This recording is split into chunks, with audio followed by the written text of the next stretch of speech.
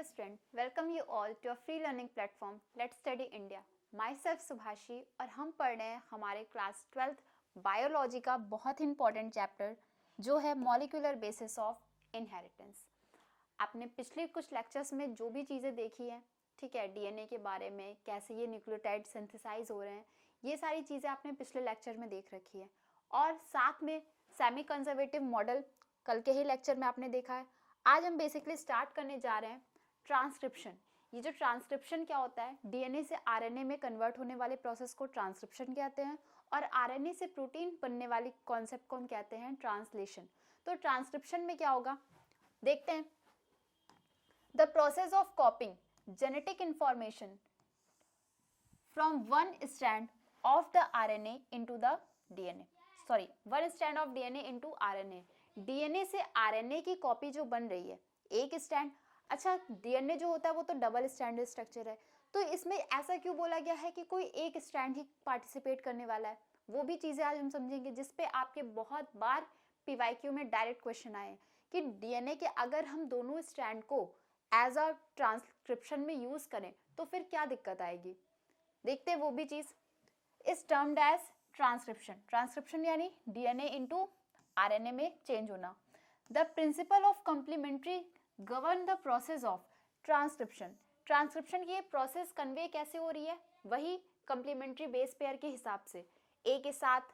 अच्छा डीएनए में तो थाइमिन था लेकिन आरएनए में क्या जुड़ेगा, थाइमिन तो जुड़ेगा नहीं, आरएनए में होगा वहां पे यूरैसिल। एक जगह सिर्फ एक्सेप्शन आएंगे, बाकी जो भी पेयरिंग होगी वो सारी क्या होगी, सेम होगी। एडेनिन और थाइमिन के बेस थाइमिन और यूरैसिल के बेसिस पे थोड़ी सी दिक्कत आएगी, बाकी जो चीजें होंगी वो एज अ सेम होगी।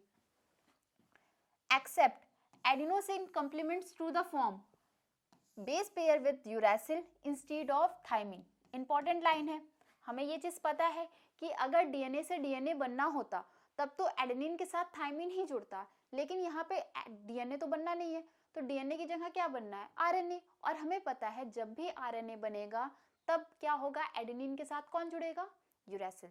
ठीक।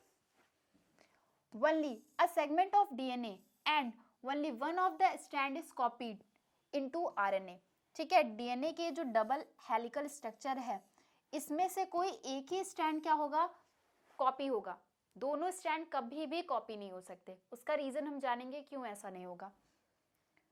सो it is necessary to define the region of DNA that should be transcribed. इसीलिए ये चीज का पता लगना बहुत जरूरी है कि डीएनए का कौन सा रीजन ट्रांसक्राइब्ड होगा। मतलब डीएनए तो बहुत बड़ा स्ट्रक्चर है, तो सारे ही रीजन ट्रांसक्रिप्शन में पार्टिसिपेट नहीं करते। आप धीरे धीरे चीजों को समझोगे कि ये जो कहते हैं ना हर लाइन के पीछे क्यों छुपा होता है, उस क्यों का अगर आप आंसर जान गए तो आप वैसे भी कितने भी घुमा के क्वेश्चन आपसे कोई पूछे आप आंसर कर लोगे, होता है ऐसा। तो बेसिकली यहाँ पे अगर दोनों स्ट्रैंड पार्टिसिपेट नहीं कर रहे हैं तो पहला क्वेश्चन तो यही है कि क्यों नहीं कर रहे हैं। ठीक, उसका रीजन हम अभी देंगे। फिलहाल अब ये ट्रांसक्रिप्शन में पूरा का पूरा पार्ट पार्टिसिपेट नहीं करता, कुछ पार्ट ही पार्टिसिपेट करते हैं और उन पार्ट का पता करना बहुत जरूरी है, तभी तो हम ट्रांसक्रिप्शन कर पाएंगे, नहीं तो कहाँ कर पाएंगे। Both DNA strand can not be transcribed into RNA due to following reason.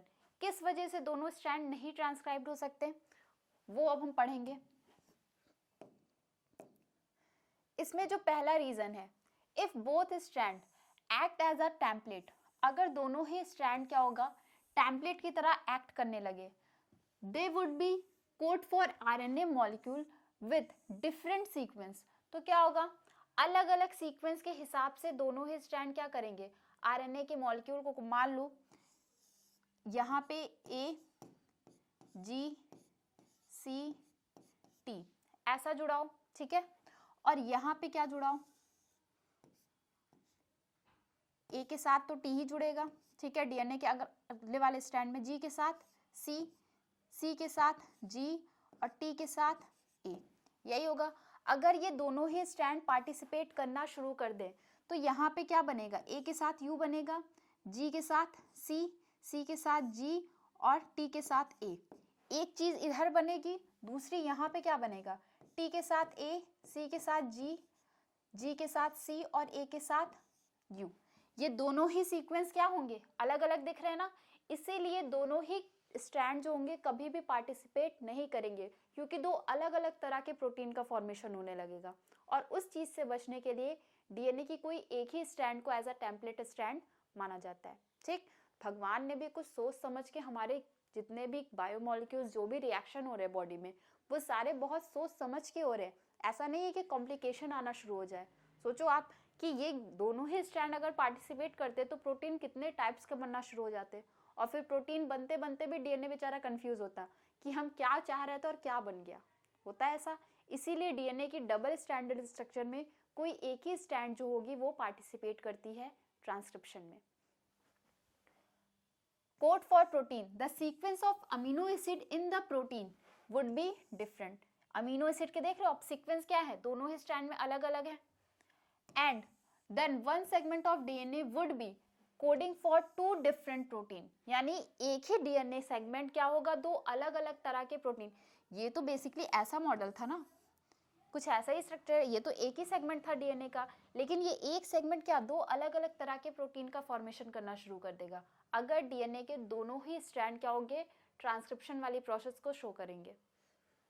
And this would complicate the genetic information transfer machinery, और इसके वजह से जो भी चीजें ट्रांसफर हो रही है जनरेशन टू जनरेशन, वो सारी ही चीजें पॉसिबल ही नहीं हो पाएंगी। चीजें आपस में इतनी ज्यादा म्यूटेशन क्रिएट होगी कि दिक्कत आनी शुरू हो जाएगी। तो बेसिकली आपने क्या समझा कि अगर दोनों स्ट्रैंड डीएनए टेम्पलेट की तरह बिहेव करें तो क्या होगा, दोनों ही स्ट्रैंड की बेसिस पे दोनों ही अलग अलग अमीनो एसिड के साथ हैं। देख रहे हो आप एग्जांपल के तौर पे, दोनों ही स्ट्रैंड क्या है, अलग अलग अमीनो एसिड के साथ है। अब अलग अलग अमीनो एसिड के साथ है तो अलग अलग प्रोटीन का फॉर्मेशन करेंगे, यानी डीएनए का कोई एक सेगमेंट दो अलग अलग तरह के प्रोटीन फॉर्मेशन में इन्वॉल्व हो जाएगा, जिसके वजह से जेनेटिक इंफॉर्मेशन को ट्रांसफर होने में दिक्कतें शुरू हो जाएंगी। ये तो पहला रीजन था। दूसरा रीजन क्या है, two RNA molecule if produce simultaneously would be complementary to each other, hence would form a double stranded RNA। मतलब क्या है, आप देखो एक स्ट्रैंड ये बना, एक स्ट्रैंड ये बना, ठीक है, प्रोटीन का एक स्ट्रैंड ये, एक स्ट्रैंड ये। और हमने पढ़ा है आरएनए क्या होता है, सिंगल स्ट्रैंडेड स्ट्रक्चर में बिहेव करता है। तो यहाँ पे जब ऐसा होगा तो ये दोनों ही स्ट्रैंड क्या है, आप ए के साथ देख लो, यू ही जुड़ेगा, जी के साथ सी ही जुड़ेगा, सी के साथ जी जुड़ेगा और यू के साथ ए जुड़ेगा। तो ये दोनों स्ट्रैंड क्या होंगे, सिंगल स्ट्रैंडेड नहीं डबल स्ट्रैंडेड फॉर्म में आ जाएंगे आरएनए के। ठीक, this would prevent RNA from being translated, और इसके वजह से आरएनए को आगे प्रोटीन बनाने में दिक्कत होगी, क्योंकि प्रोटीन बनने के लिए हमेशा ही सिंगल स्टैंडर्ड स्ट्रक्चर चाहिए था। लेकिन जब भी आरएनए डबल स्टैंडर्ड स्ट्रक्चर में आएगा प्रोटीन का सिंथेसिस नहीं हो पाएगा। तो दो रीजन समझ में आया। पहला रीजन क्या है कि डीएनए अगर दोनों ही स्ट्रैंड उसके टेम्पलेट की तरह बिहेव करेंगे तो दो अलग अलग तरह के प्रोटीन का फॉर्मेशन होगा, जिसके वजह से जेनेटिक इंफॉर्मेशन को ट्रांसफर होने में दिक्कत होगी। ये था नंबर 1 केस। दूसरा रीजन क्या है कि अगर आरएनए दो अलग अलग प्रोटीन का फॉर्मेशन के हिसाब से कॉम्प्लीमेंट में आया, कॉम्प्लीमेंट्री बिहेवियर शो किया, तो आरएनए का स्टैंडर्ड कैसा हो जाएगा, डबल स्टैंडर्ड स्ट्रक्चर होगा। और जैसे ही डबल स्टैंडर्ड स्ट्रक्चर हुआ प्रोटीन का फॉर्मेशन नहीं हो पाएगा। ठीक,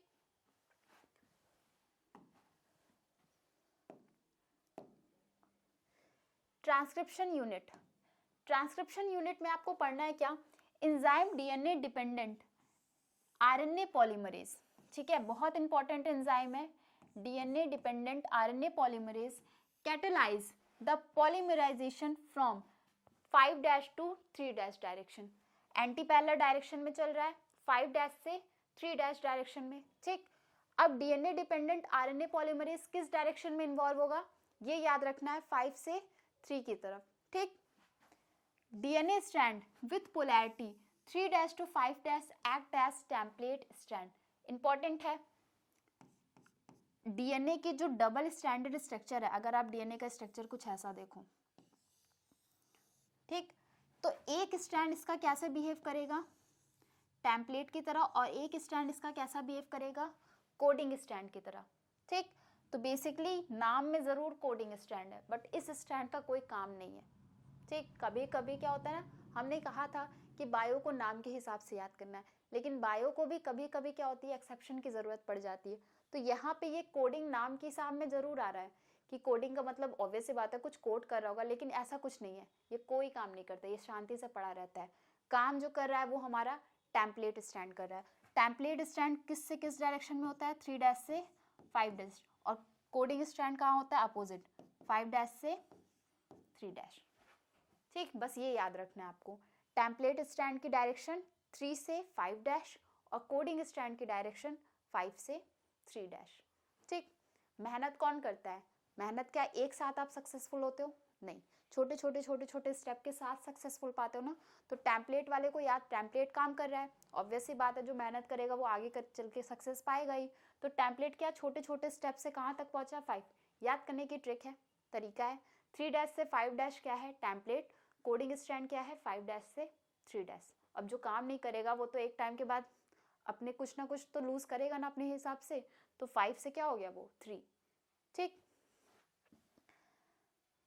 DNA strand with polarity 5 to 3 act as coding strand but does not code for anything। ये याद रखना है, कोडिंग स्टैंड कोई भी चीज को कोड नहीं करता, किसी भी प्रोटीन के फॉर्मेशन में इन्वॉल्व नहीं होता। This strand has same sequence as RNA। Coding strand के पास भी सेम सीक्वेंस है RNA की तरह। मान लो ये टेम्पलेट स्टैंड था, इसके पास A था, G था, C था, T था, A था। ठीक, कोडिंग स्टैंड के पास क्या होगा, DNA का दूसरा स्टैंड ही तो कोडिंग स्टैंड था। T होगा, C होगा, G होगा, A होगा, T होगा।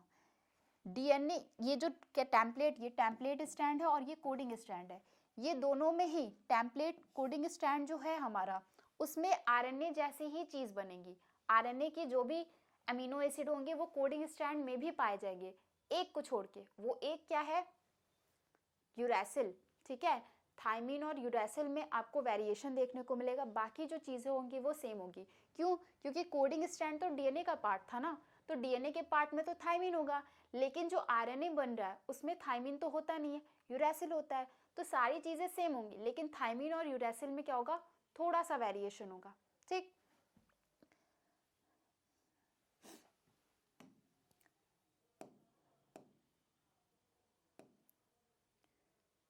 ये है हमारा एक टेम्पलेट स्टैंड है और एक कोडिंग स्टैंड है। ठीक, टेम्पलेट स्टैंड की डायरेक्शन क्या थी, जल्दी से बताइए, 3 से 5। कोडिंग स्टैंड की डायरेक्शन 5 से 3। ठीक है, सुस्त था, ठीक है, चुपचाप बैठा हुआ था, तो ऑब्वियस सी बात है कुछ ना कुछ लूज करेगा। तो पहले इसके पास 5 था, 5 से कितना हो गया, 3, यानी 5 से 3 डायरेक्शन कोडिंग स्टैंड की होगी और 3 से 5 डायरेक्शन किसी होगी, टेम्पलेट स्टैंड की। अब आप देखो यहाँ पे कोड क्या हो रहा है, G के साथ नया कॉम्बिनेशन C का बना, A के साथ T अब नहीं जुड़ेगा क्योंकि RNA बन रहा है, U जुड़ेगा। ठीक, C के साथ G का कॉम्बिनेशन, T के साथ A, क्योंकि T ही है, T के साथ हमेशा A ही जुड़ेगा, RNA हो या DNA हो, A तो पाया जाएगा। T की जगह अगर RNA होगा तो क्या हो जाएगा, यूरेसिल प्रेजेंट हो जाएगा, लेकिन DNA होगा तो थायमिन प्रेजेंट होगा। ऐसे ही A के साथ यहाँ पे अगर DNA बनना होता तब हम T लिखते हैं, लेकिन ये तो बन रहा है RNA, इसलिए यहाँ पे क्या होगा, यूरेसिल। अब आप देखो ये जो कॉम्प्लीमेंट्री बेस पेयर है, ये दोनों यहाँ पे क्या चेंजेस आ रहा है, बस थायमिन और यूरेसिल की पोजीशन में, बाकी चीजें क्या है, सेम। तो कोडिंग स्टैंड जो होता है वो RNA की ही तरह होता है, लेकिन चेंज कहाँ होता है, सिर्फ थायमिन और यूरेसिल की पोजीशन पे। ठीक,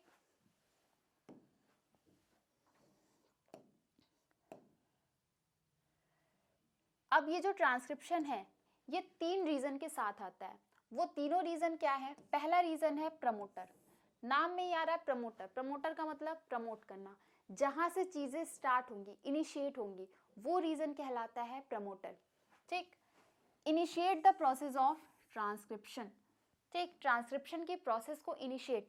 अब मान लो DNA के 2 स्ट्रैंड थे, एक स्ट्रैंड ये था, एक स्ट्रैंड ये था। अब एक स्ट्रैंड कहाँ, 3 से 5 और दूसरा स्ट्रैंड 5 से 3। ठीक, अब यहाँ पे जुड़ा है क्या, प्रमोटर, और यहाँ पे जुड़ा है क्या, टर्मिनेटर। तो बीच का पार्ट क्या हो गया, स्ट्रक्चरल। चीजें समझाएंगे अभी हम क्या हो रहा है। ठीक, ये चीज समझ में आई। ये हमारा कौन सा स्ट्रैंड है? टेम्पलेट स्ट्रैंड है। और ये क्या है? कोडिंग।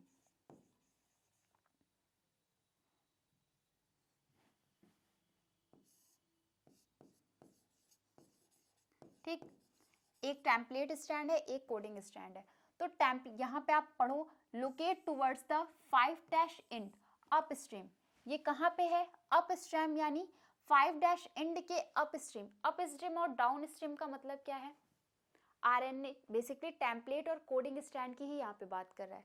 ये कोडिंग स्टैंड के पास ही जुड़ा रहता है, ये याद रखना। जो भी चीजें जुड़ेंगी टर्मिनेटर के थ्रू या प्रमोटर के थ्रू, ये दोनों कोडिंग स्टैंड के पास ही जुड़े रहते हैं, ये याद रखना है बस। उसके अलावा कुछ नहीं याद रखना है इसमें।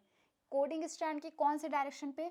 5 इंड। बहुत सारे बच्चों को यहाँ पे कंफ्यूजन होता है कि मैम जब टेम्पलेट है तो टेम्पलेट तो 3 इंड के पास शो कर रहा है, लेकिन ये तो 5 बोल रहा है। तो ये 5 टेम्पलेट के हिसाब से नहीं, कोडिंग आप देखोगे एनसीईआरटी में तो वहां पे लिखा हुआ है कोडिंग स्टैंड। ठीक है, तो ये कहाँ पे जुड़ा है? कोडिंग स्टैंड के 5 इंड के साथ। Structural gene, it is the DNA sequence that is provide binding site for RNA polymerase. ठीक है, ये वो साइट है स्ट्रक्चरल जीन, ये पूरा टर्मिनेटर और प्रमोटर को छोड़ के जो बीच के पार्ट है ये है स्ट्रक्चरल जीन। बेसिकली यही जगह प्रोवाइड करता है किसके? आरएनए पॉलीमरेज को अटैक करने के लिए। ठीक, terminator, region of DNA that define the end of transcription. ठीक, टर्मिनेट का मतलब क्या होता है? चीजों का स्टॉप हो जाना, रुक जाना। प्रमोट का मतलब शुरू होना। तो जहां पे प्रमोटर रीजन आएगा यानी वहां से ट्रांसक्रिप्शन की प्रोसेस स्टार्ट होगी। जहां टर्मिनेटर आएगा वहां पे वो चीज क्या होगी?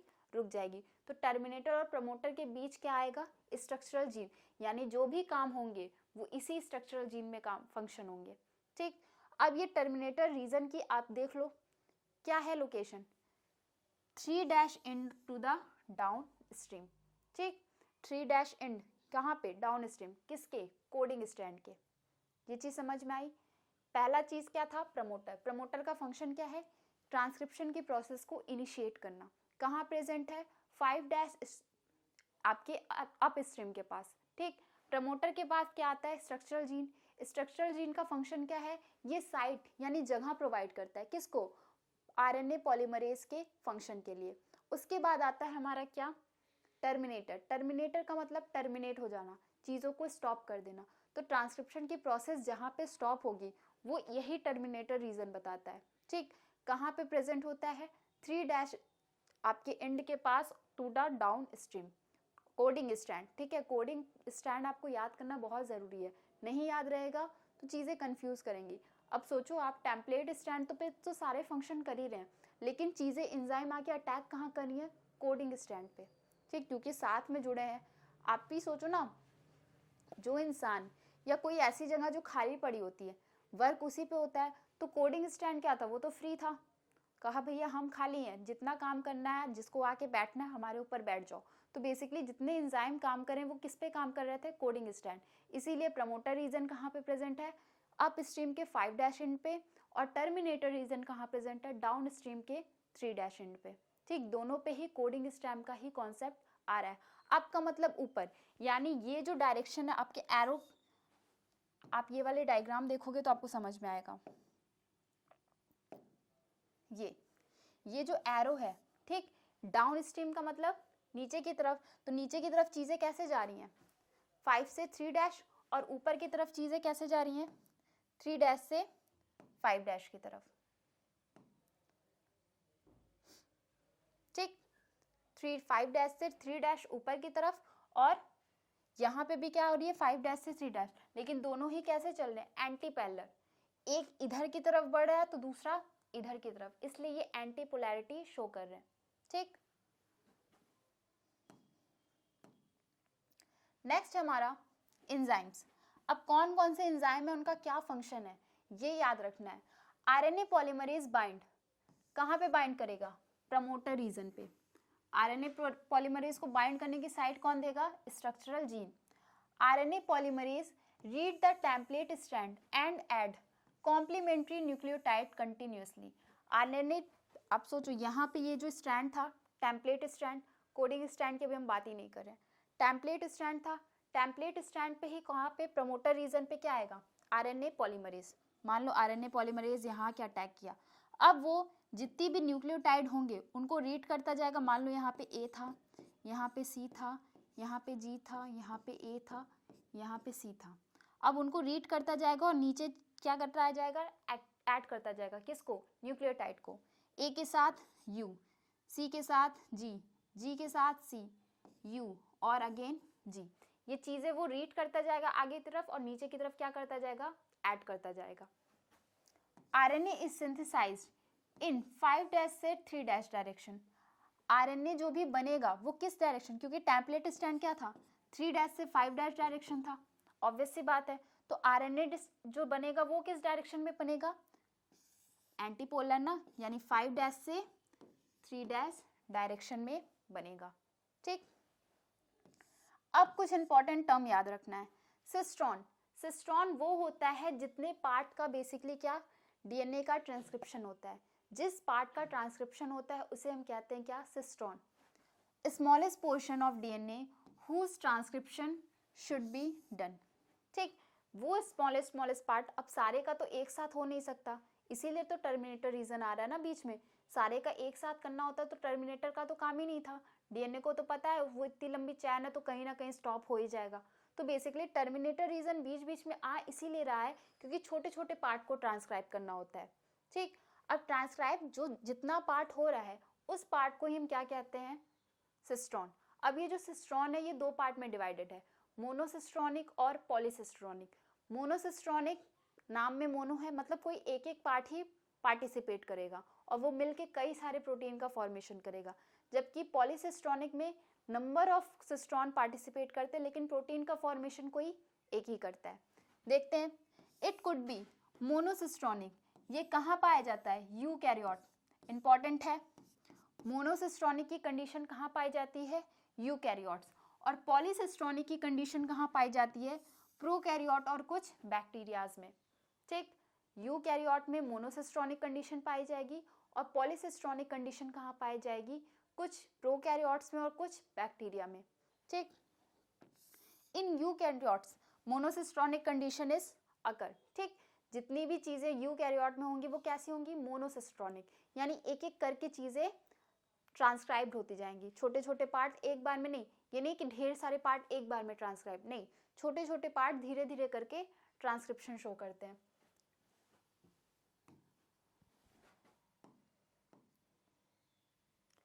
अब ये जो कोडिंग स्ट्रैंड था, ठीक है, कोडिंग सीक्वेंस जो भी था, अब ये दो पार्ट में, मान लो टेम्पलेट का, ये टेम्पलेट का कोडिंग सीक्वेंस था, कोडिंग सीक्वेंस दो पार्ट में टूट गया। एक पार्ट को बोला गया है एक्सॉन और दूसरा पार्ट बोला गया है इंट्रॉन। कंफ्यूजन का सबसे मेन जो पॉइंट आता है वो यही आता है। बच्चे काफी हद तक कोडिंग टेम्पलेट और कोडिंग के बीच का डिफरेंस तो समझ जाते हैं कि टेम्पलेट पे ही सारी जिम्मेदारी है, जो भी काम ट्रांसक्रिप्शन का करना है वो कौन करेगा, टेम्पलेट करेगा। लेकिन कोडिंग क्या करता है, कोई काम नहीं है, नालायक है वो, ठीक, कोई फंक्शन नहीं करना रहता, वो शांति से पड़ा रहेगा।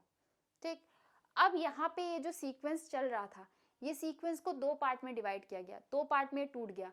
एक को बोलते हैं एक्सॉन और दूसरे को बोलते हैं इंट्रॉन। अब ऑब्वियस सी बात है ना, एक क्या करेगा, नाम में ही दो चीजें आ गई तो दोनों में से किसी एक का फंक्शन ज्यादा होगा, एक वापस से नालायक हो जाएगा। क्या होगा, nucleotide sequence with a that code for protein. जो प्रोटीन के लिए अब बेस पेयरिंग तो बन गया, सबका सीक्वेंस, न्यूक्लियोटाइड का सीक्वेंस बन गया, अब वो सीक्वेंस सारे के सारे प्रोटीन का फॉर्मेशन नहीं करेंगे। जिनमें एक्सॉन वाला पार्ट, एक्सॉन एक तरह का आप समझ लो एंजाइम है, जहां पे वो एक्ट करेगा उतना ही पार्ट क्या करेगा, प्रोटीन का सिंथेसिस करेगा।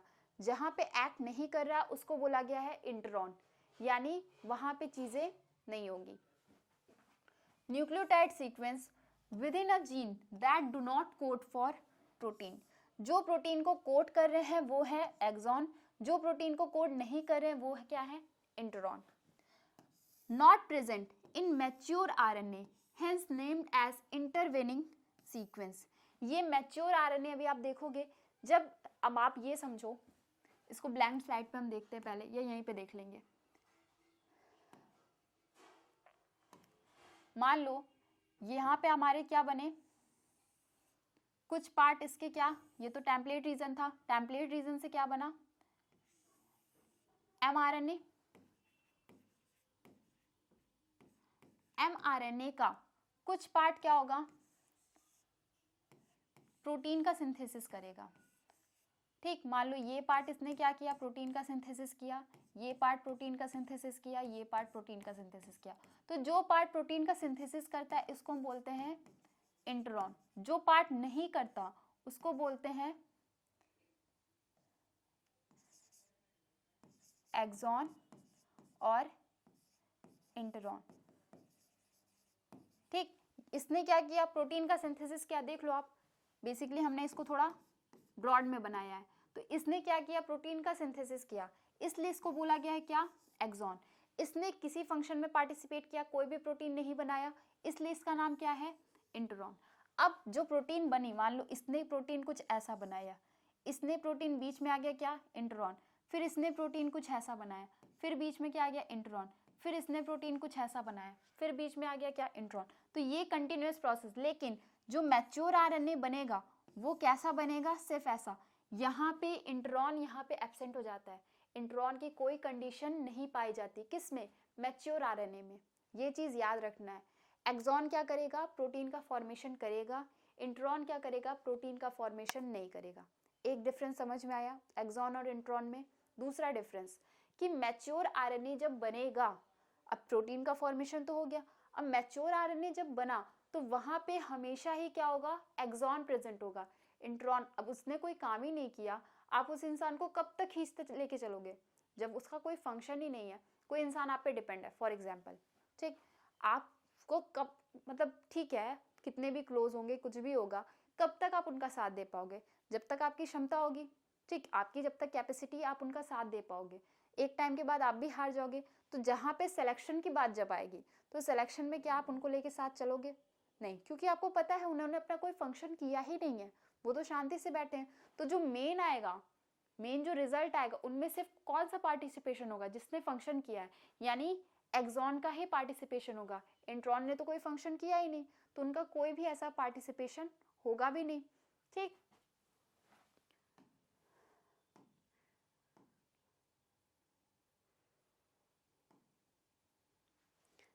कुछ ऐसे ही दिखते हैं हमारे इंट्रॉन और एक्सॉन का बेसिकली कॉम्बिनेशन। यहाँ पे क्या हो रहा है, ये तो सीक्वेंसिंग था, अब सीक्वेंसिंग में बीच बीच में क्या आया, intron exon, exon intron, exon intron, ये केसेस चल रहे हैं। अब इनका क्या होगा, ट्रांसक्रिप्शन। ठीक, ट्रांसक्रिप्शन के बाद ये mRNA बना, इस मैच्योर आरएनए में देखो ब्लू ही कलर है, और ब्लू कलर से क्या डिनोट है, सिर्फ और सिर्फ एक्सॉन। इंट्रॉन का यहाँ पे कोई भी नामो निशानी नहीं है जिसको आप कह सकते हो। तो यहाँ पे मैच्योर फॉर्म में क्या है, सिर्फ और सिर्फ इंट्रॉन, सॉरी एक्सॉन। इंट्रॉन का कोई भी पार्टिसिपेशन मैच्योर आरएनए में नहीं दिखेगा, बस ये याद रखना है। दो चीजें हमने बताई, प्रोटीन का फॉर्मेशन कौन करेगा, एक्सॉन, इंट्रॉन नहीं पार्टिसिपेट करेगा। दूसरा, मैच्योर आरएनए में कौन पाया जाएगा, एक्सॉन या इंट्रॉन, कौन पाया जाएगा, ऑब्वियस सी बात है एक्सॉन पाया जा रहा है ना, क्योंकि फंक्शन तो वही कर रहा है, काम वही कर रहा है, तो आगे भी कौन बढ़ेगा, एक्सॉन। इंट्रॉन तो कोई काम किया नहीं, तो वो क्या हो जाएगा, वहीं के वहीं रुक जाएगा।